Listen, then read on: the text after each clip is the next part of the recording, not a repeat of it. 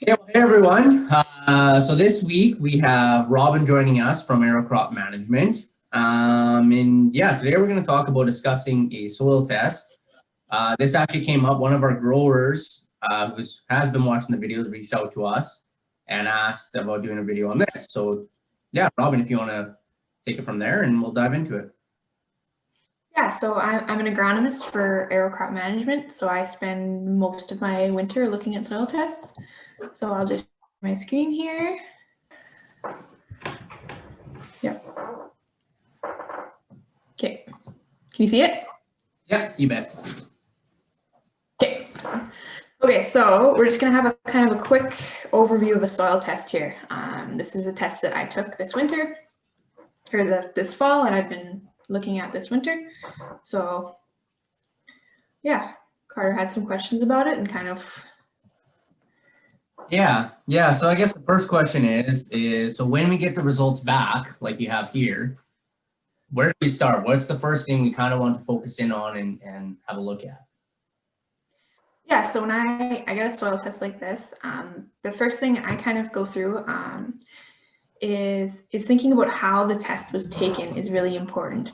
So things like the place and how it was managed and the lab it went to. So this is a composite soil test. So it was taken from a mid-slope area, and the goal is to represent the most dominant area of the field.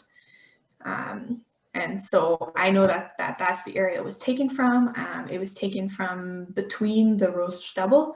So that's important to keep in mind when it comes to like mid-row banders. And also things like the field history we'll keep in mind to kind of explain some of the things we might be seeing. And also important is the depth, which shows up right here. So I have 3 depths in this sample, 0 to 6, 6 to 12, and 12 to 18. And that can give some explanation to what we're seeing. Also important is the storage of the sample. So once it's taken from the field, it has to be kept cool right until it gets to the lab. And then also the lab that the sample was taken to. So each lab will have slightly different extraction processes. And then the numbers we kind of look at will vary based on the lab. So also important, getting into the soil test itself. The first thing I look at are the kind of physical characteristics of the soil. So things that we can't change, or they're very difficult or very slow to change. So those things are organic matter, as well as pH, cation exchange capacity, and the soluble salts. So organic matter influences like water holding capacity, some nitrogen supplied from there. The pH is the acidity of the soil, so that can influence a lot of nutrient availabilities. The cation exchange capacity is the ability of that soil to hold on to positively charged cations. And that's determined by both the texture and the organic matter. So that value for cation exchange tells me that this is a loam soil and it has kind of a moderate ability to hold on to cations. And then the soluble salts obviously tell me salinity, so I can tell if there's any yield limiting factors or salinity that I need to worry about. So those things kind of give me a picture of the soil that I'm looking at, and any things that might inhibit yield or might determine kind of what kind of goals we're looking at with this field. So yeah, that's the first kind of interpretation of that sample. Okay, perfect. So I guess after you kind of dive into that and have, look at some of those basics, from there, how do you make a fertility decision based on like those results that you're getting there?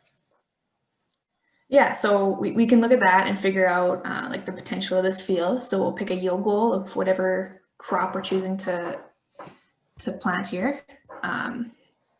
And then obviously a grower wants an NPK number, right, to make a blend and put in this field.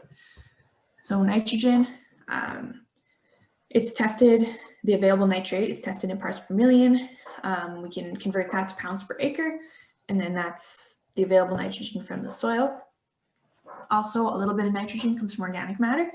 So we can calculate what nitrogen will be mineralized throughout the growing season, which is a bit of a guess, but we try and guess as best we can. And then that can tell us how much fertilizer nitrogen we'll need to add so that we can reach that yield goal. The next thing is phosphorus number. So on this soil test, I have 3 values for phosphorus. So the bicarb, the Bray, and the saturation P. So all of these values are trying to predict plant available phosphorus. So not total phos in the soil, just what the plants can access. So the bicarb and the Bray they're 2 different methods of extraction. The bicarb works best in a higher pH, a pH above 7. The Bray or weak Bray works best in a lower pH, a pH below 7. So in this case, we have pH is 7.7. I'm basically going to ignore the Bray test, and I'm looking at the bicarb test. So it's giving me a 7, which is fairly low. I know that this soil could probably use some higher rates of phos to maintain kind of consistent yields in the future. And then that saturation P takes some other factors into account, trying to determine the availability of phos to the plant. So it also takes into account the pH, as well as some other nutrients that might be inhibiting the uptake of phosphorus.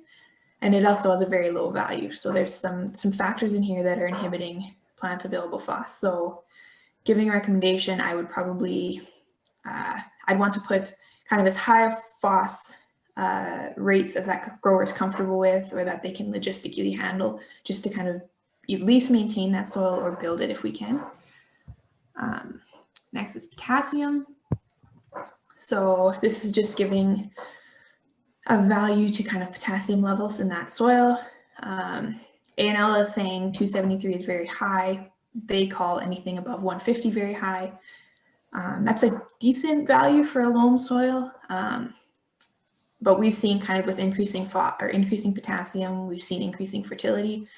So in this soil, maybe on more sensitive crops like cereal, I would probably consider putting some potassium down here. And finally, sulfur is down here. So given in parts per million, converted to pounds per acre, just like nitrogen. Sulfur values, when looking at crop planning and this type of composite sample, we basically ignore them, mostly because of the variability of sulfur across a field. So it's very hard to predict. Some areas will have sufficient sulfur, some areas will have very low sulfur. We'd expect a lot of areas to have low sulfur. And economically, it usually makes sense to apply sulfur based on the crop need, just so that we know that there's sufficient sulfur in that soil, and that there won't be any yield limiting because of sulfur, and we won't have any issues with protein and durum and wheat and things like that. So yeah, that's kind of how we use those numbers to give a NPK and S recommendation to a grower, and put kind of this interpretation into numbers so that they can use. Okay, perfect. So from there, what about if we're looking at micro nutrients and their levels, and if we should be adding, or yeah, how much we should be adding, if that? Yeah, so everybody wants to throw in micros and looking for that like extra bushel yield bump. So I'll just kind of point out the micros here. So what else? And chloride is there, and moly. So micro tests on soil tests, they kind of give an indication of maybe where some problems might be. On this soil test, the boron jumps out at me as kind of low, so does the chloride. We like to use both soil tests and tissue tests to kind of get a really good idea of the availability of micronutrients. So a soil test will tell you what's in the soil, but a tissue test will tell you kind of what exactly that plant has access to and what the plant is able to take up from the soil. So when it comes to micros, those tissue tests help to kind of predict that. And then they're extremely variable from field to field, and it's often really hard to see a response from an added micro. So when we start looking at micros, before we even get into that conversation, we go back to what I talked about earlier with the physical characteristics of the soil. So making sure that we don't have any other yield limiting factors. So we know that salinity is not an issue. There's good, this is a good growing conditions for this plant.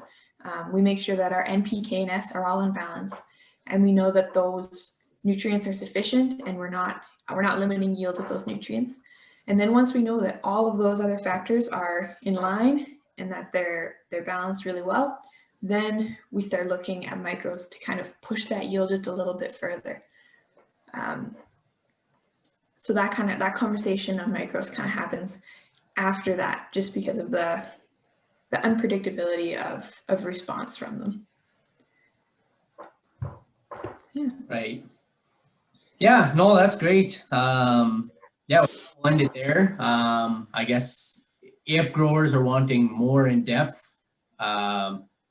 info behind all this, again, feel free to reach out to myself, Nolan, or Ryan. And yeah, me and Robyn will dive more in depth into it and yeah, go from there. So again, thanks for watching, and yeah, have a good day.